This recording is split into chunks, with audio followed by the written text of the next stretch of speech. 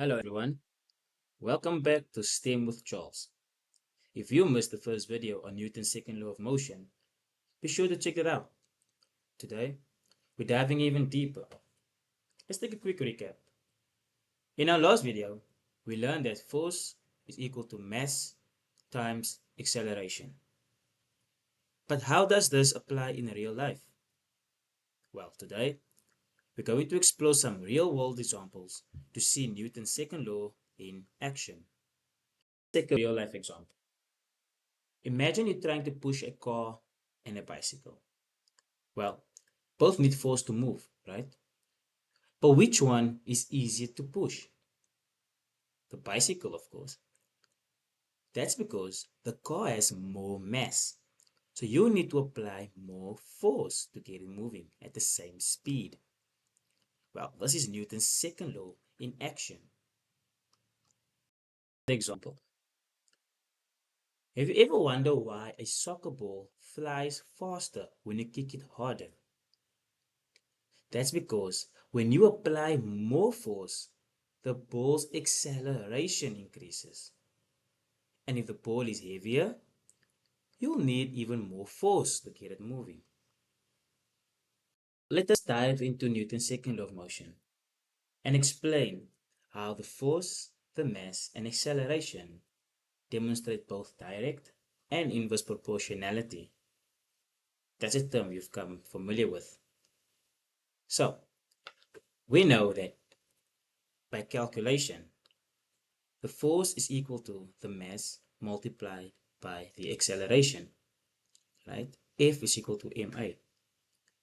If we look at the direct proportionality between force and acceleration, we can say that the force is directly proportional to acceleration when the mass is kept constant. Okay, so when we keep the mass constant, the force is then directly proportional. Now, what does this mean? This means that if we have more force, right, that will equate to more acceleration. Okay, and when we have less force, that will also equate to less mass, or rather less acceleration. So when we look at direct proportional or directly proportional, we are saying that if we increase the force, we are also increasing the acceleration. And when we are decreasing the force, we are also decreasing the acceleration.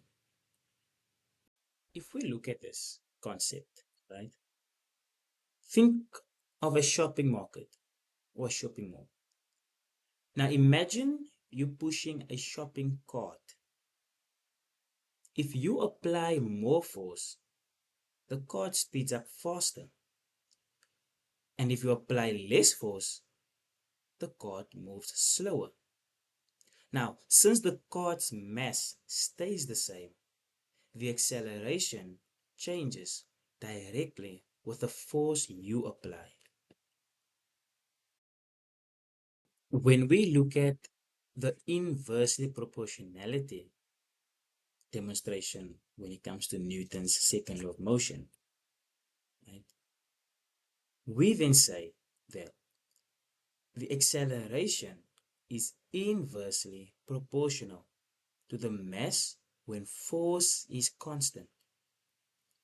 In the previous one, when we look at the directly proportionality, we say that the force is directly proportional to the acceleration when the mass is constant. However, when we look at inversely proportional, we say that the acceleration is inversely proportional to the mass when the force is constant. So what does this mean? This means that when you have more mass, right, that will equate or lead you to have less acceleration. Okay, So the more mass, the less acceleration. And when you have less mass, or when the mass decreases, you will have more acceleration. Okay? Now let's think of an example.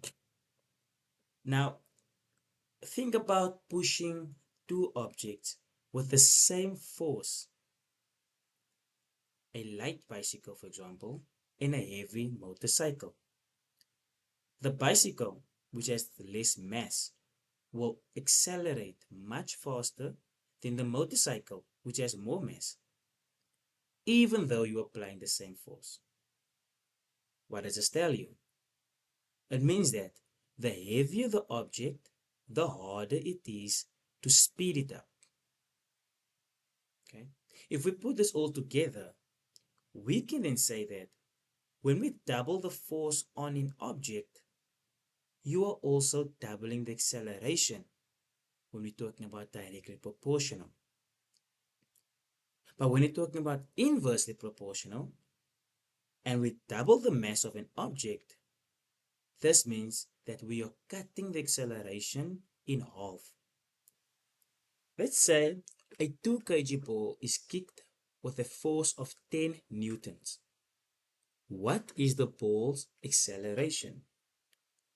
If we recall in our previous video, we said whenever we get a question, we always write down the given terms. Okay? So we have a 2 kg ball, right? And it's been kicked with a force of 10 newtons. Meaning if we write on the given terms, we say that we have the mass, which is equal to 2 kg, and we have the force, which is equal to 10 newtons, and we are required to get the acceleration. So A is unknown. Okay? Now, using Newton's second law of motion formula, we say F is equal to ma, where F is the force, which is 10 newtons, m is the mass, which is 2 kg, and acceleration. We want to get acceleration alone, we divide by 2 kg on both sides.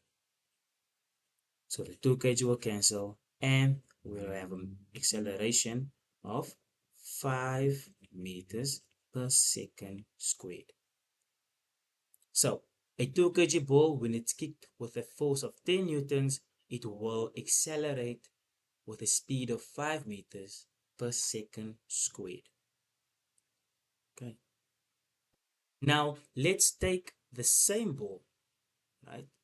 Let's take the same ball, but now this time we say we kick that ball with a force of 20 newtons. Okay. Now the same ball, meaning the mass will still remain as 2 kg, but now the force increased. We use a bigger force of 20 newtons. So let's find the acceleration and let's see how the difference works when we're talking about proportionality in terms of Newton's second law of motion. So using the same formula, we'll then say the force is equal to 20 newtons, the mass remains the same as 2 kg, and the acceleration needs to be calculated. So we get rid of the 2 kg on both sides, and we're left with 10 meters per second squared. So look at the difference when you double the force, the acceleration also doubles. Okay, so this confirms that when the force increases, the acceleration also increases, which then proves our theory that the force is directly proportional to the acceleration when the mass is kept constant. When the mass is kept constant, the force is directly proportional to the acceleration.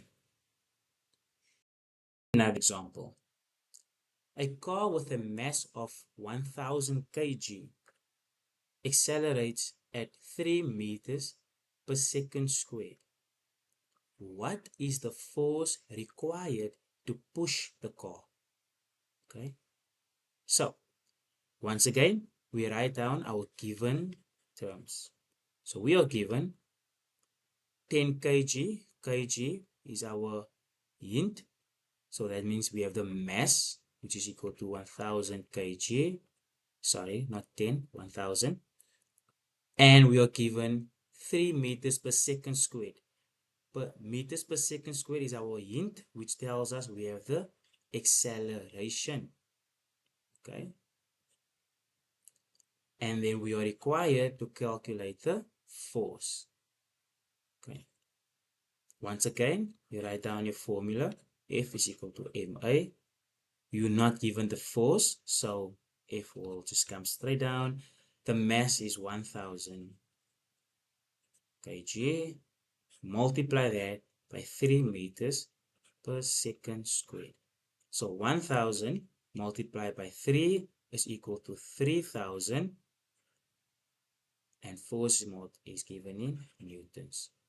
So your force is 3000 newtons. So you will need a force of 3000 newtons to move a 1000 kg car so that it can accelerate at a speed of 3 meters per second squared.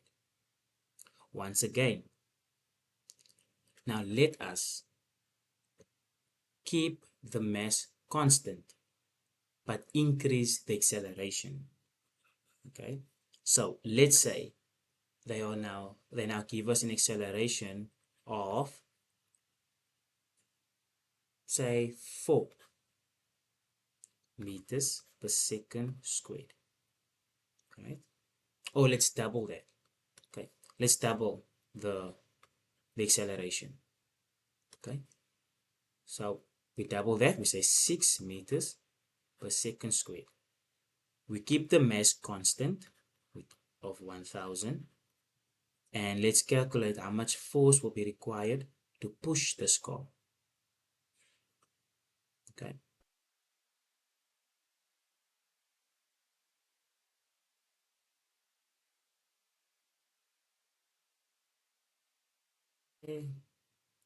which is equal to 1000 kg